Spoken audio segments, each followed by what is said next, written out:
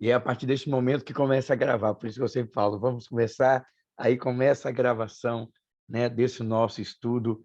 E nós estamos falando sobre música, louvor e adoração, né? Estamos falando sobre esse assunto já algumas quintas-feiras passadas, a partir de agora, nas terças-feiras também.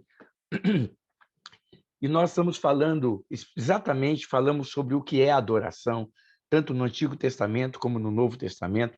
Falamos quem é que pode verdadeiramente adorar ao Senhor, né? E essa é uma declaração que nós fizemos, que de adorar ao Senhor é aquele que é lavado e remido pelo sangue de Cristo. É isso que a Bíblia deixa bem claro, porque só aquele que experimenta da salvação em Cristo,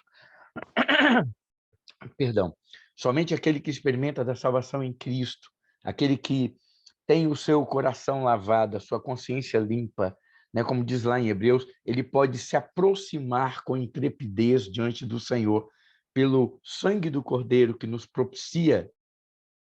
Então, isso é muito importante a gente entender. E agora nós entramos numa fase para falarmos sobre a questão da música, a música em si, né? O que é cantado, o que é a inspiração dessa música. E nós começamos falando na semana anterior à passada, né? Foi quando nós tivemos o nosso último estudo, nós começamos a falar um pouco sobre a questão da fonte da inspiração do louvor, biblicamente falando. E nós vimos que a fonte da inspiração do louvor na Bíblia o louvor ele era profético. Ele era um louvor profético. Nós vamos ver que todos aqueles que compunham, todos aqueles que estavam envolvidos com a música na Bíblia, eles eram profetas, né? A Bíblia fala em Atos 2, 29 e 30, diz assim: irmãos, posso dizer-lhes com franqueza que o patriarca Davi morreu e foi sepultado, e o seu túmulo está entre nós até o dia de hoje. Mas ele era profeta e sabia que Deus lhe prometera, sob juramento, que colocaria um dos seus descendentes em seu trono. Pedro, aqui no primeiro sermão que ele faz, ele declara algo que era comum e conhecido entre os judeus, que Davi, ele era o profeta, ele era um profeta. E o interessante é que nós podemos ver em toda a história de Davi, em qual momento Davi profetizou. A Bíblia fala que Saul, né? A Bíblia diz que quando Saul foi ungido rei, né? E ele caminhou até onde tinha alguns profetas, o Espírito veio sobre ele e Saul profetizou. Tem na Bíblia isso. A história de Saul que ele profetizou, tanto que virou um ditado. Eis ali Saul entre os profetas. Quando a gente lê lá em 1 Samuel, a gente vai ver essa história. Só que Davi, a gente nunca viu Davi chegando e sendo colocado entre os profetas, assim, de uma forma bíblica, ou Davi dizendo assim, olha, assim diz o Senhor, né? Ouve o que o Senhor tem para falar. A gente não encontra isso na história de Davi, esse referencial em Davi. Mas onde é que então a gente vê as profecias de Davi? Nos Salmos. Nos Salmos. Em todos os salmos de Davi, né? Davi, ele, dos 150 salmos, 74 são atribuídos a ele. Dos 150, 74 são atribuídos a Davi. E nós temos inúmeros salmos messiânicos, né? O Salmo 2, 16, 22, 34, 41, 64, 68, 69, 110. São inúmeros os salmos em que Davi ele é um profeta anunciando a vinda do Messias. São salmos messiânicos, são salmos tremendos, né? Onde ele coloca, eu gosto muito do Salmo 40, versículo 8, que é uma menção a Jesus Cristo, quando ele fala assim: agrada-me fazer a tua vontade, ó Deus meu, dentro do meu coração está inscrita a tua lei. Fazendo uma menção a Jesus tendo prazer em obedecer, em servir ao Pai naquela função, naquilo que Deus o colocou e o enviou para ser feito nessa terra. Então, a gente pode ver isso em toda a história, em toda a Bíblia. Nós vamos ver que a profecia está envolvida com a música. A poesia, o canto, a música, elas sempre foram parte intrínseca do dom da profecia.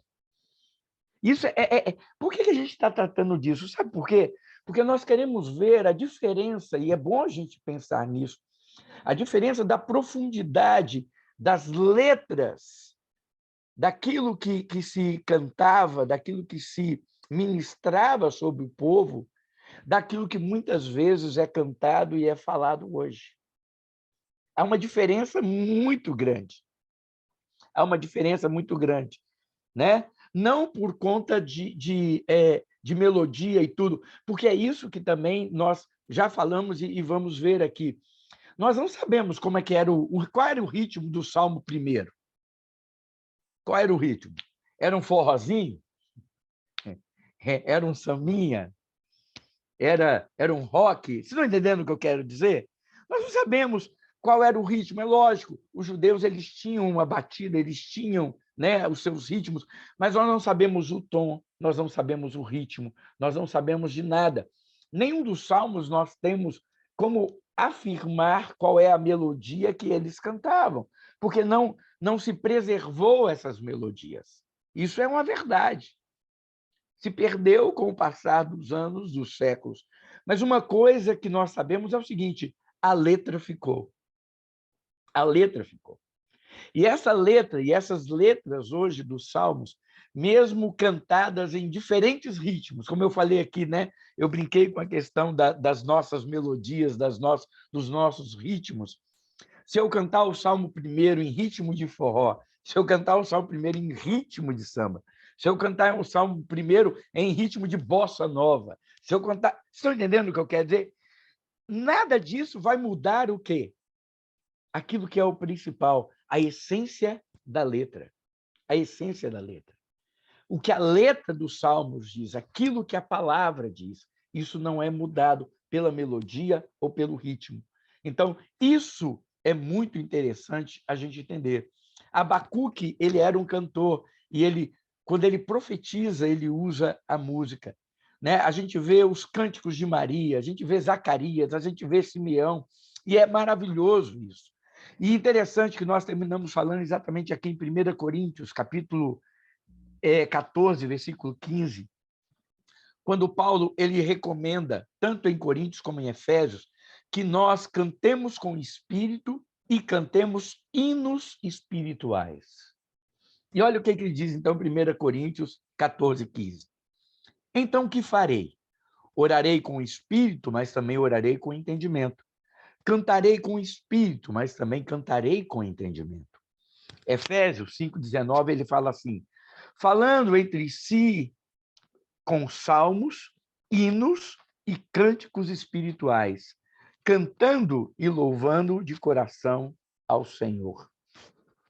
Há aqueles que quando a gente fala cantar em espírito, cantar cânticos espirituais, há aqueles que imaginam e que dizem que deve ser numa questão de o cantar manifestando o dom de línguas estranhas, ou cantar melodias, né? Ou cânticos até em línguas estranhas. Não é esse o contexto aqui. Não é esse o contexto.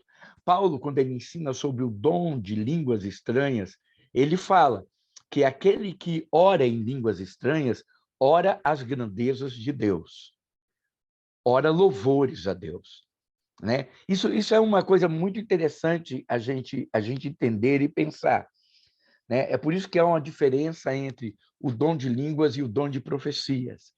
Porque a Bíblia fala que o dom de línguas, ele edifica, enquanto o dom, porque a Bíblia fala, quem ora em línguas edifica a si mesmo.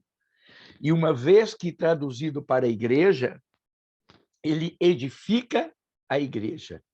Agora, a Bíblia fala que o dom de profecias, ele exorta, né? Consola e edifica. Ele exorta, consola e edifica.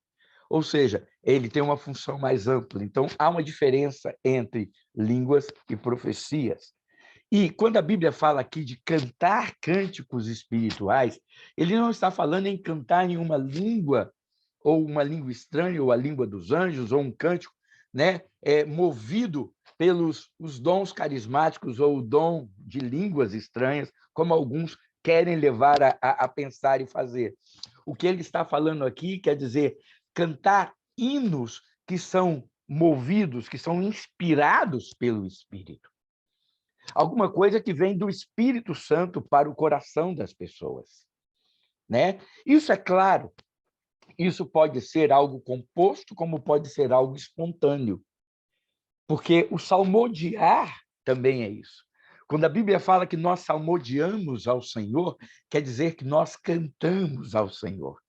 E aí Paulo fala que nós devemos cantar com entendimento, sabendo que estamos cantando, mas também cantar com o Espírito, ou seja, saber que o Espírito Santo é aquele que nos leva à adoração, que o Espírito Santo é aquele que nos guia em tudo isso. Então, essas expressões que nós encontramos aqui, elas indicam que o segredo do louvor não é uma questão de talentos naturais, não é uma questão de ser um bom cantor, ter uma boa voz, ou saber e ser um bom músico. Mas a questão do louvor é principalmente se ter uma vida espiritual abundante com o Senhor. Essa é a grande questão. E é isso que nós temos que trabalhar, e é isso que nós temos que ver, e procurarmos ver isso dentro da nossa realidade, como pessoas que fazem parte de uma igreja. Pessoas que cantam, pessoas que louvam, pessoas que adoram.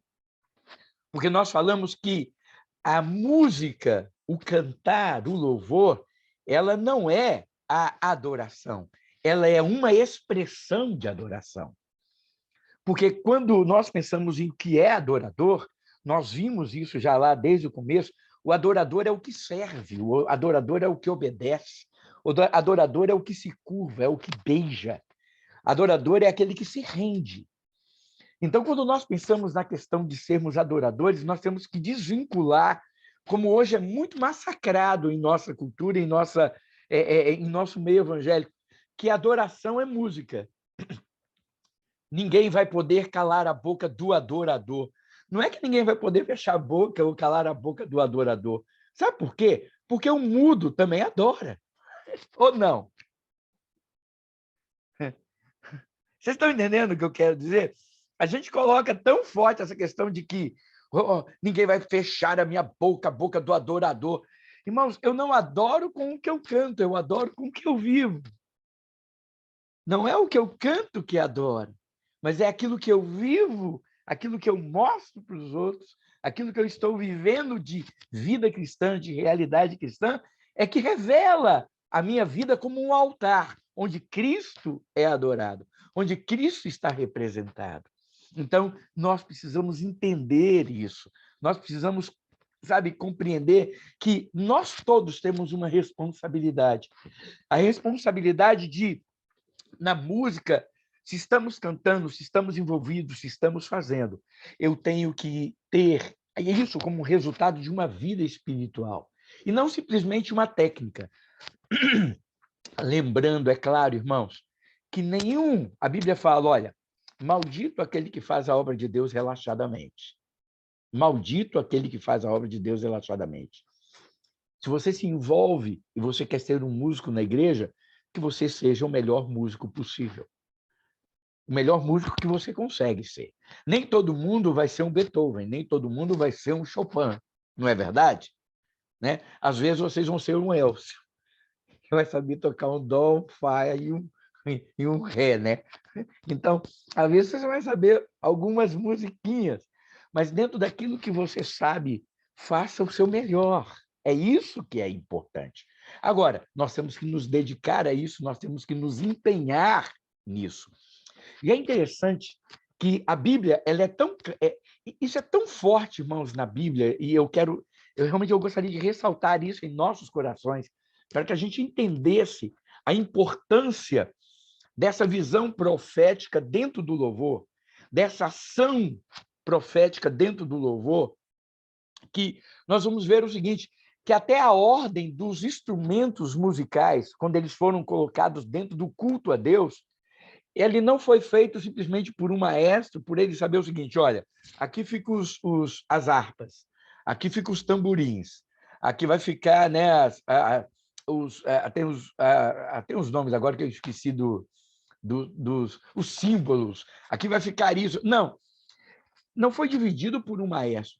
A Bíblia fala o seguinte, que a divisão dos instrumentos dentro do templo partiu dos profetas, de Gade, Natã e do próprio Davi. Olha o que a Bíblia diz em 2 Crônicas 29 e 25. 2 Crônicas 29 e 25.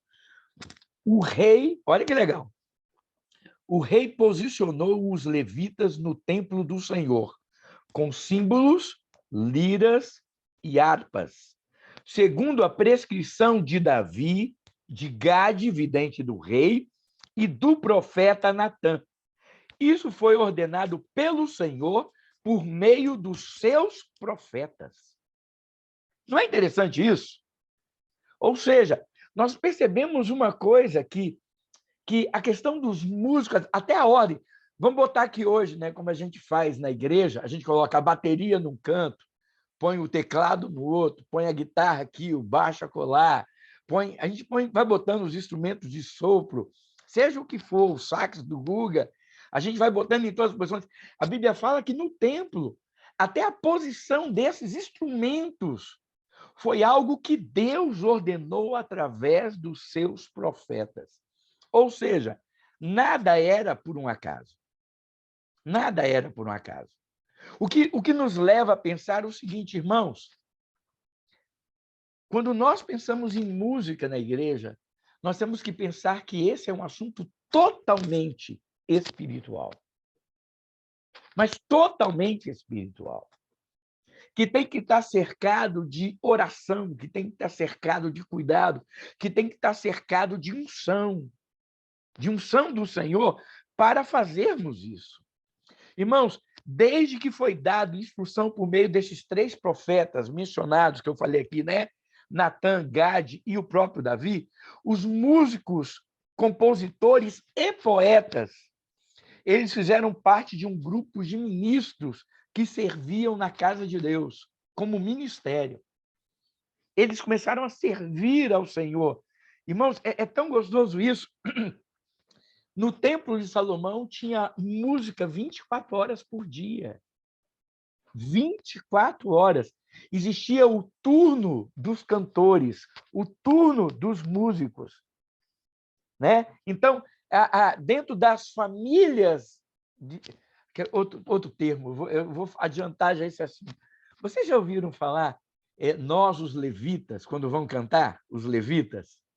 Ai, eu sou levita do Senhor. Não, não. Não. Não, isso não tem mais não, tá? Deixa eu falar. Se fôssemos pegar o termo levita dentro do seu contexto, toda a igreja, então, é uma igreja levítica. Porque a igreja é o sacerdócio.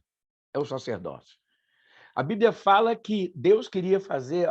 Quando Deus tirou o povo de Israel do Egito, ele falou assim, Israel será o meu sacerdócio, a minha nação santa. Aquela palavra que a gente vê em Pedro, né? Pedro 2,9, 1 Pedro 2,9, aquela palavra foi dada primeiro para Israel. Israel será uma nação santa.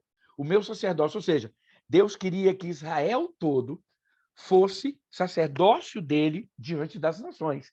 Israel como um todo. Chegou na hora de ouvir a Deus, nós sabemos o que aconteceu. O monte tremeu, relâmpago veio, trovão aconteceu, né? Aí o que o povo falou? Ô Moisés, sobe você, fala Deus com você e você fala com a gente. Foi isso que aconteceu. O povo ficou com medo. O povo ficou com medo de Deus falar com eles e eles morrerem por Deus ser santo e eles se sentirem indignos. Então eles falaram, que Deus fale com você e você fale conosco. Quando isso aconteceu, o que Deus fez? Deus, então, escolheu uma tribo dentre as 12 para ser uma tribo de sacerdotes. Qual foi a tribo escolhida? A tribo de Levi. Tá certo? Então, nesse sentido, a tribo de Levi foi. Dentro da tribo de Levi, todos aqueles que estavam envolvidos com o trabalho do templo eram sacerdotes, eram a tribo escolhida. Eram aqueles que cuidavam dos bois, dos carneiros, das ovelhas que eram ofertadas para ser sacrificadas. Eram aqueles que limpavam, que tiravam as cinzas, que removiam os estercos que faziam.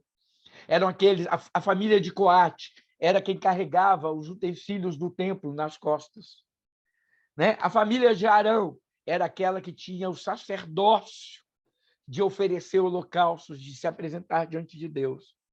E aí nós vamos ver que todas as famílias dos levitas tinham função. Então, levitas não eram apenas um grupo só, mas eram todos eles. E hoje muita gente quer se apoderar desse termo para dizer o seguinte: aquele que canta, especialmente quem canta, quem está no louvor, você é um levita. Não. Primeiro, nós temos que lembrar uma coisa, irmãos. A velha aliança acabou. Às vezes a gente tem um choque de falar isso, né? A gente, às vezes, tem medo de falar e de pensar nesse rompimento da velha aliança, como se isso fosse um peso. Mas rompeu. Jesus falou o seguinte: eu faço com vocês uma nova aliança no meu sangue. Quando você faz uma nova aliança, a velha aliança fez o quê? Caducou. Perdeu o valor, perdeu o sentido. Então, a aliança que foi feita por sangue, isso acabou, irmãos, isso ficou lá para trás. Então, essa questão de tribo sacerdotal acabou. A igreja de Cristo é o sacerdócio real. Então, nós devemos entender essa questão. Então, nós devemos ter uma ideia de que é responsabilidade desta igreja ministrar, servir, adorar ao Senhor. E quando nós cultuamos ao Senhor e cantamos, eu tenho que fazer a minha parte, eu não tenho que pensar apenas naquele que está lá na frente fazendo. A responsabilidade do verdadeiro adorador não é apenas do ministro de louvor, daquele que dirige o louvor. Não, nós vamos falar sobre isso também. Mas a responsabilidade é de cada um de nós como adoradores. Como adoradores. Então, quando Paulo fala que no culto deveria se cantar salmos, cânticos espirituais, ele vem falando assim, né? Eu cantar com a minha mente, mas também cantar com o meu espírito. Você vê que ele não faz uma distinção falando que isso era apenas quem estava lá na frente, o ministério de louvor. Não, ele fala que isso deveria acontecer aonde? No meio da igreja. No meio da igreja. É por isso que nós estamos ensinando isso. É por isso que nós estamos falando sobre este assunto, porque nós queremos que a igreja aprenda sobre este assunto. Nós queremos que a igreja entenda esse assunto.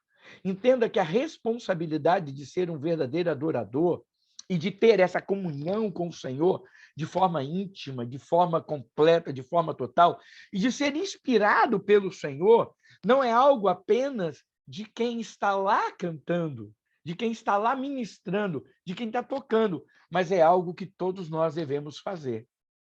Aqui nós temos, então, por parte dos profetas colocados, uma ordem dentro de uma tribo, dentro de um sacerdócio.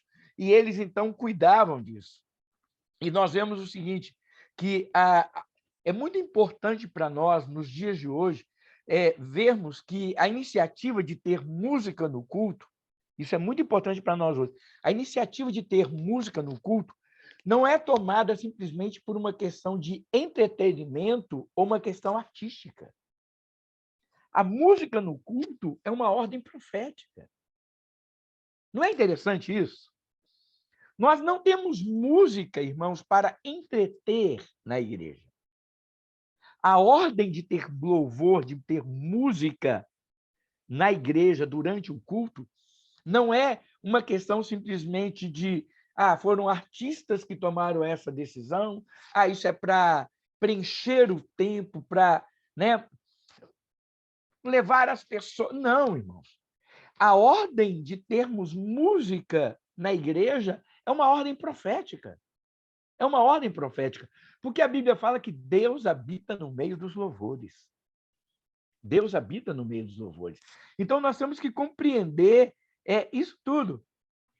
E o próprio louvor na Bíblia, nós vamos ver aqui, ela não foi simplesmente executado por simples profissionais, compondo e tocando de acordo com o seu talento natural. Não foi, irmãos.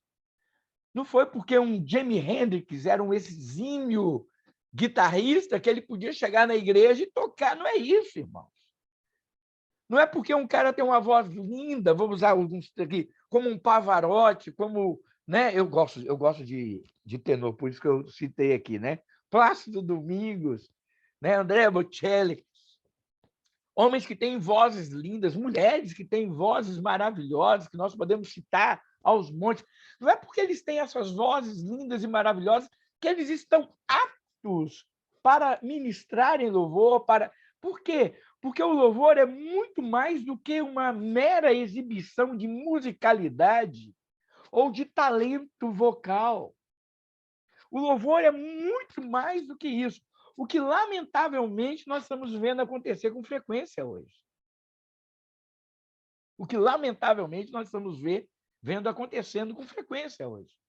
Veja, não é que a gente tem que botar uma pessoa desafinada que tem uma voz feia para cantar, né? Pelo amor de Deus, não é isso que eu estou falando. Não é que nós devemos colocar alguém que não tenha talento musical para tocar, não é isso também que eu estou falando. O que eu falo é o seguinte: se alguém tem um ministério de música, de louvor, de adoração, se alguém tem esse ministério de se envolver na música da igreja, ele vai se empenhar e vai se tornar um bom músico. Ele vai se empenhar e vai se tornar uma pessoa também que vai aprender técnicas vocais para melhorar na sua forma de cantar. Vocês entendem isso? É muito importante a gente compreender essa dedicação, porque, como eu falei e citei aqui, a Bíblia diz: maldito que faz a obra de Deus relaxadamente.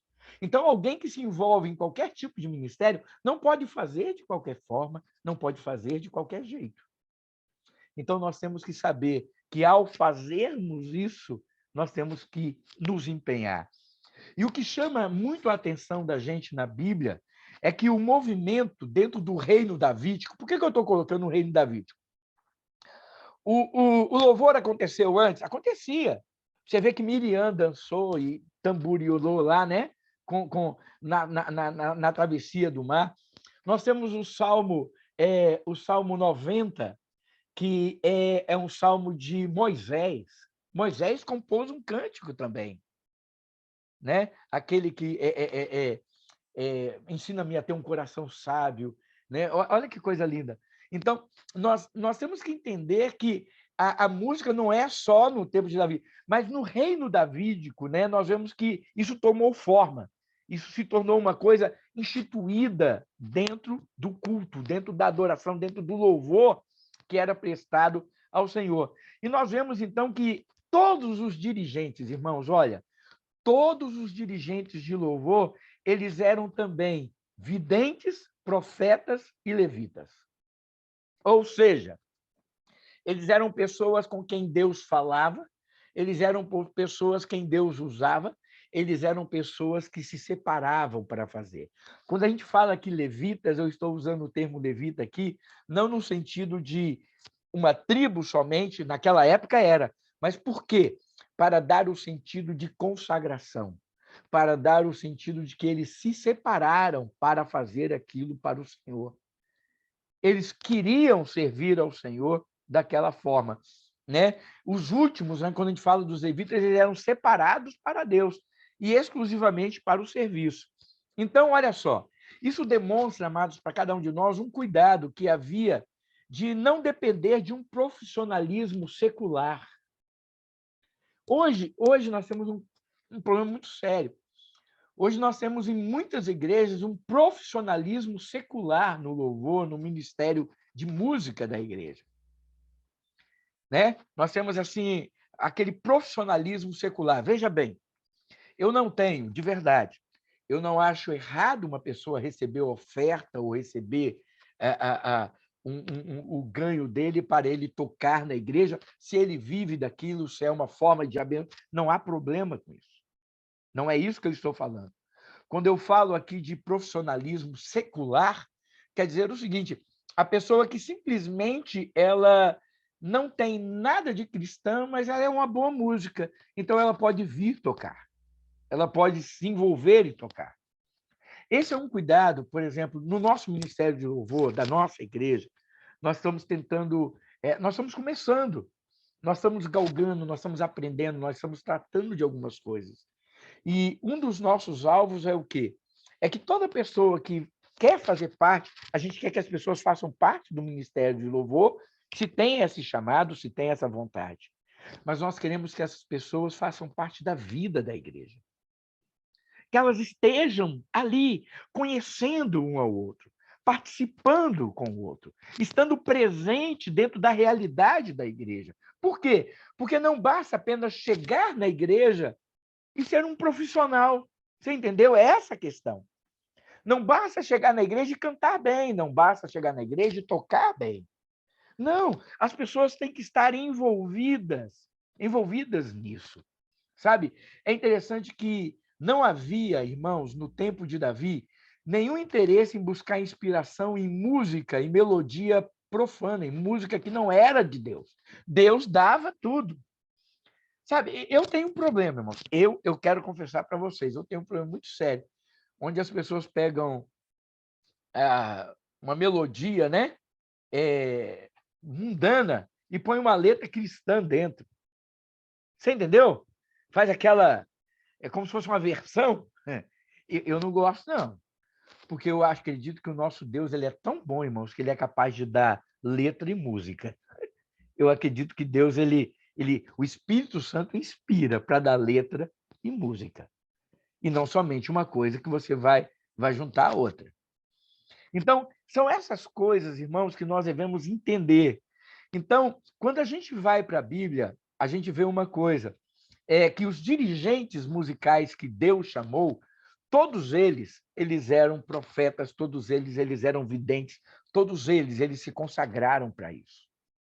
E a questão toda é, nós temos feito isso hoje, quando prestamos louvor a Deus? Olha só, a Bíblia fala que Emã foi chamado por Deus. Olha o que a Bíblia diz aqui. 1 Crônicas 25:5. Todos esses eram filhos de Emã, o vidente do rei. Esses lhe nasceram conforme as promessas que Deus haveria de torná-lo poderoso. E Deus deu a Emã 14 filhos e 3 filhas. Se você for ler o contexto, você vai ver que todos esses estavam envolvidos nos cânticos da igreja, do templo de Emã. 2 Crônicas 35:15. Os músicos descendentes de Asaf estavam nos locais prescritos por Davi e por Asaf, Emã e Gedutum, videntes do rei. Os porteiros que guardavam cada porta não precisavam deixar os seus postos, pois os seus colegas levitas prepararam as ofertas para eles. Olha, toda a posição, tudo o que acontecia, estava de acordo com aquilo que foi feito. Então, nós temos Gedutum, que também era profeta vidente. Ele estava envolvido. Os filhos dele mexiam com música. E Asaf, 2 Crônicas 29:30, o rei Ezequias e seus oficiais ordenaram aos levitas que louvassem o Senhor com as palavras de Davi e do vidente Asaf. Eles louvaram com alegria, depois inclinaram suas cabeças e adoraram.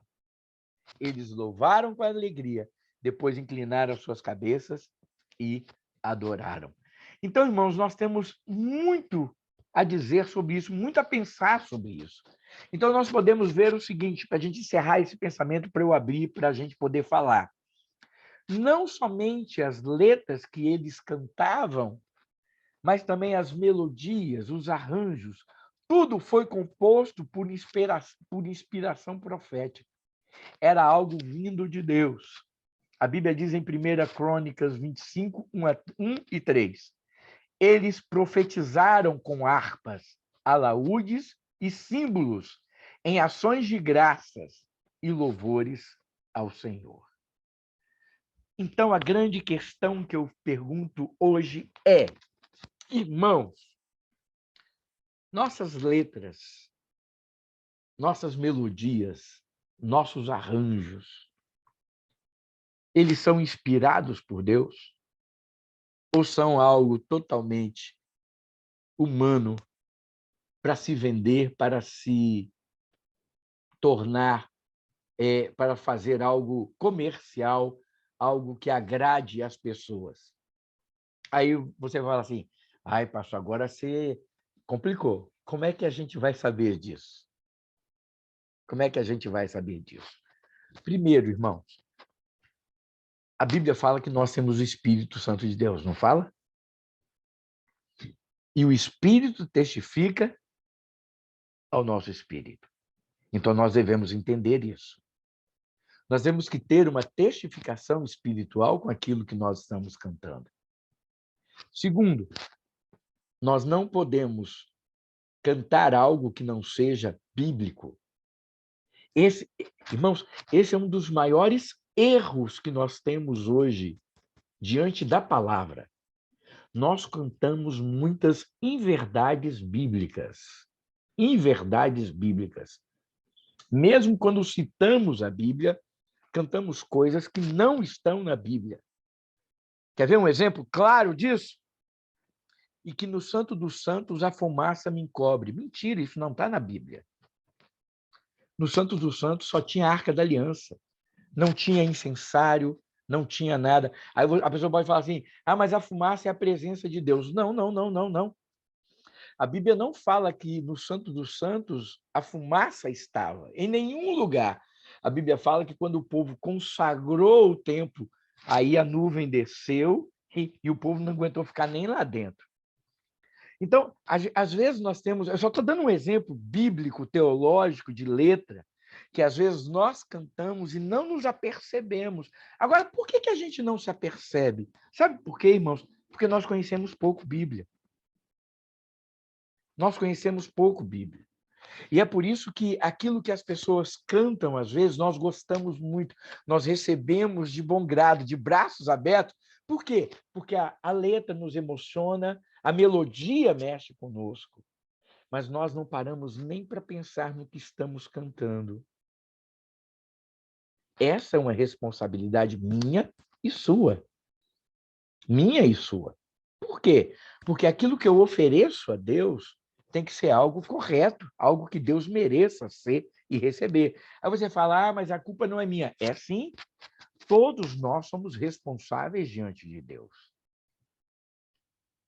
Eu, como pastor, eu tenho uma responsabilidade de filtrar? Eu tenho, mas cada um de nós, como crentes, também temos a responsabilidade de sentir isso.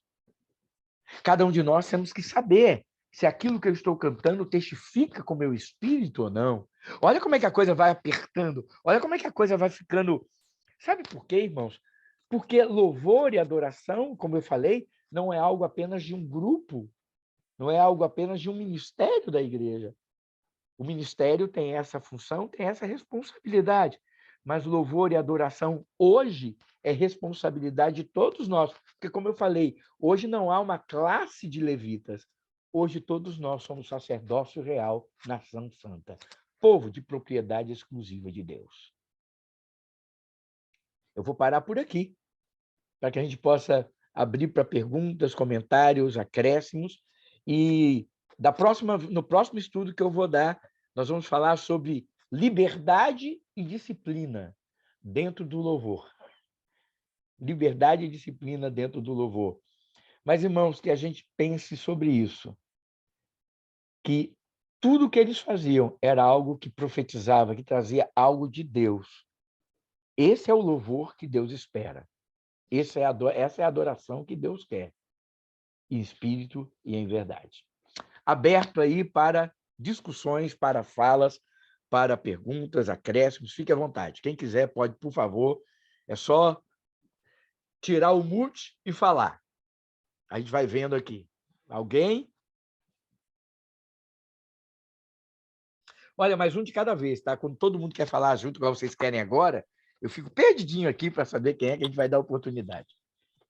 Alguém abriu? Marciano. Pastor, boa noite, pessoal. Boa noite. Eu gosto muito que você fala quando cantar o louvor tem que ser uma coisa preparada, uma coisa...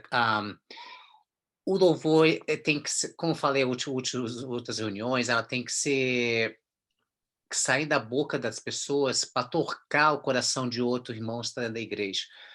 E eu sempre fui muito tocado pelos louvores. Não porque eu vou à igreja somente para ouvir os louvores, mas eu acho que quando você vai com o coração preparado e aquela mensagem, que louvor que é cantado chega ao seu coração, ele te toca realmente. Quando o irmão realmente está aberto para receber aquela mensagem, que na verdade o louvor é uma mensagem que são ditas pela boca, mas que tocam o seu coração, toca o seu espírito, quando é bem cantado, bem direcionado, entendendo, como se fala, as letras que está sendo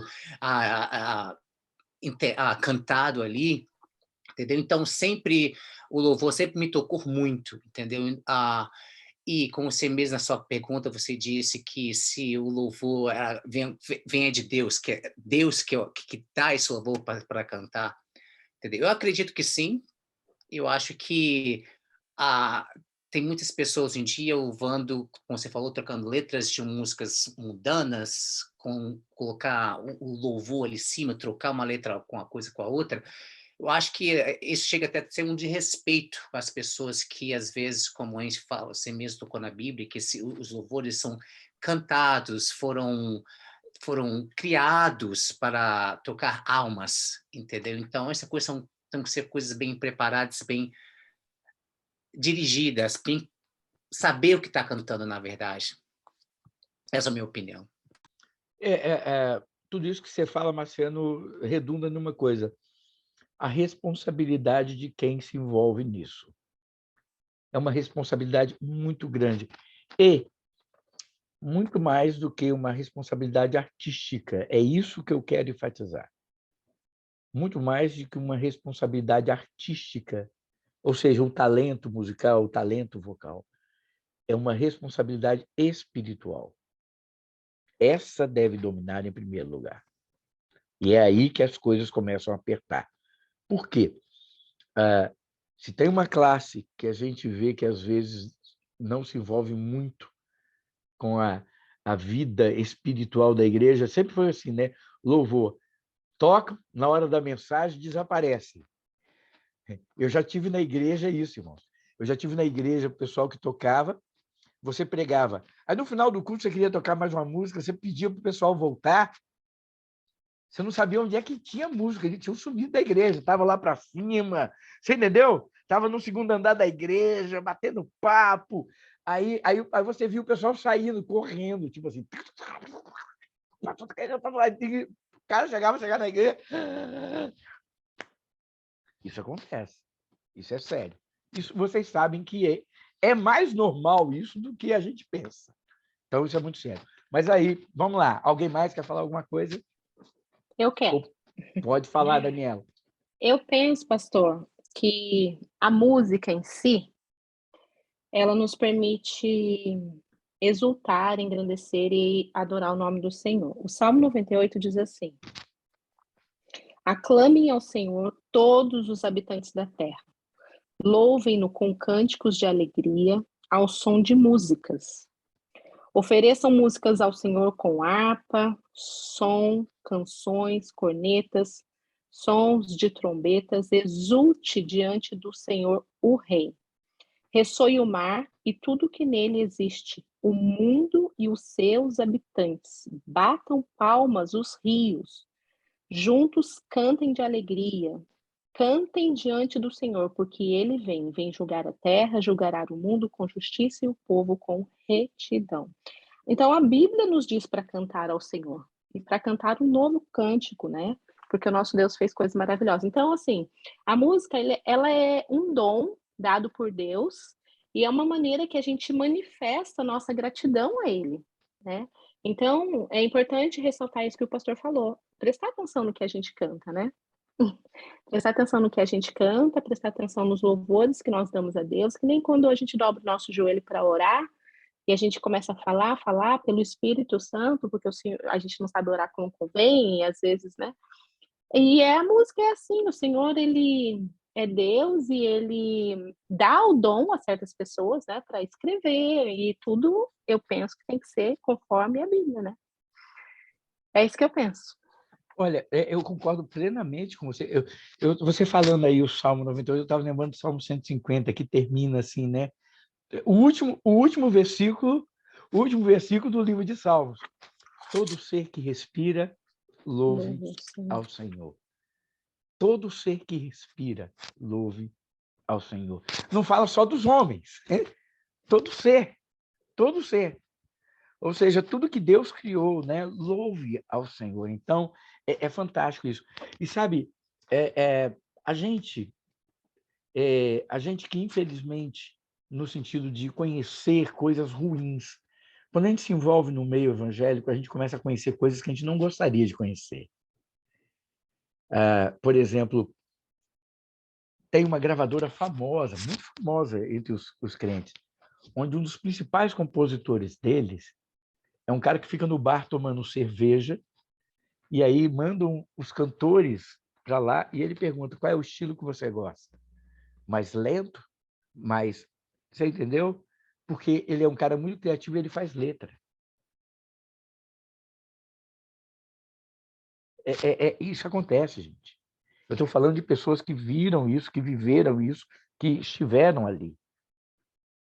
Então, é muito sério quando você vê esse tipo de coisa acontecendo e sendo as coisas que são cantadas, sendo aquilo que é levado para a igreja, e as pessoas simplesmente, mais do que nunca, sabe o que eu penso?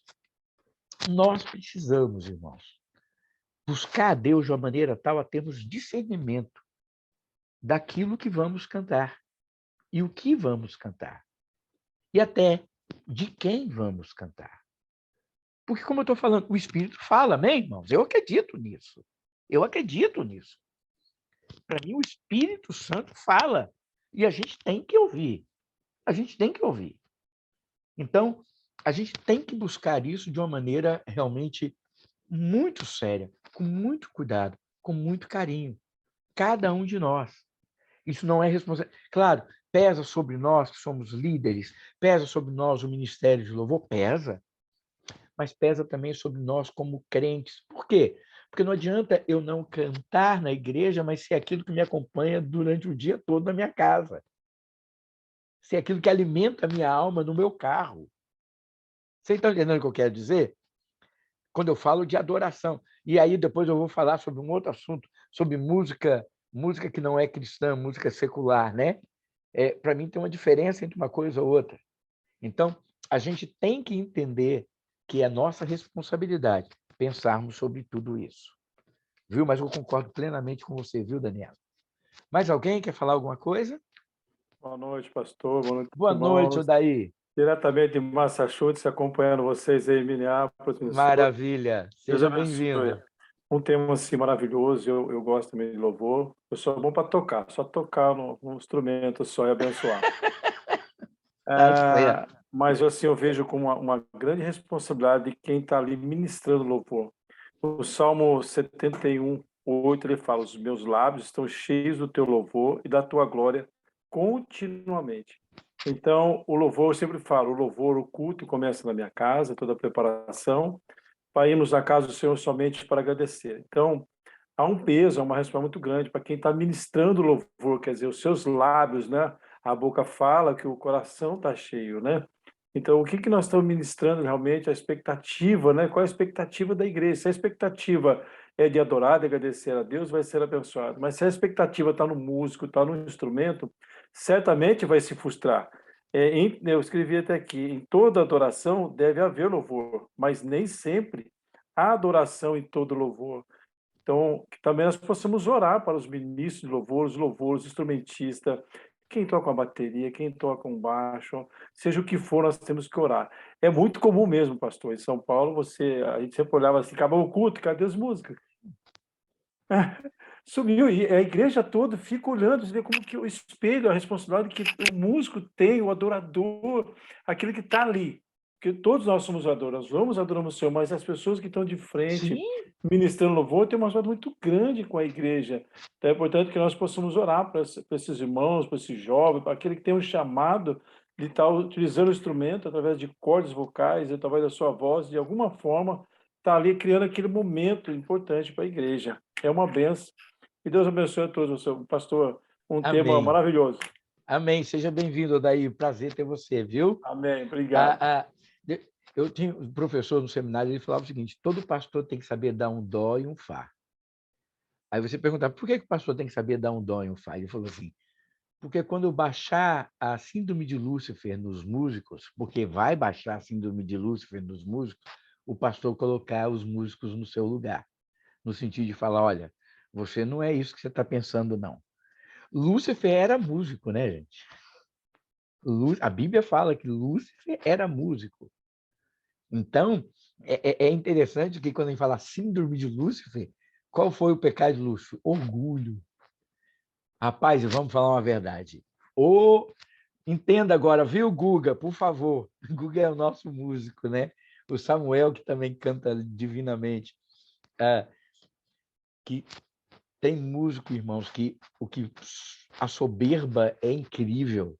Não toco com Beltrano, não toco com Ciclano, não. Você entendeu como é que é? Eu entendo, irmãos, a pessoa que estuda, a pessoa que se dedica a querer o melhor.